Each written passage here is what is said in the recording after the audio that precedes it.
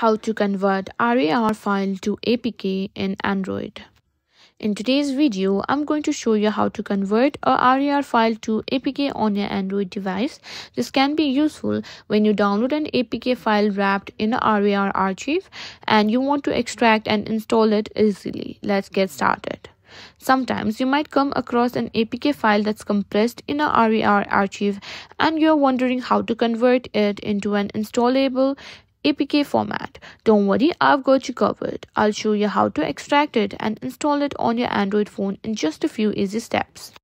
To get started, you'll need a file manager app or a RAR extractor app like RAR. If you don't have one, head over to the Google Play Store and download one of the apps. Once the app is installed, open it and navigate to the folder where your RAR file is located.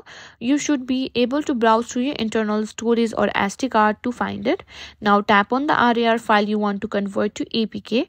You'll see options like extract or extract here. Choose extract here if you want to extract the contents to the current folder, or choose extract to if you want to select a different folder.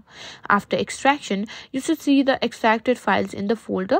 Look for the APK file among the extracted file. This is the app file you need to install.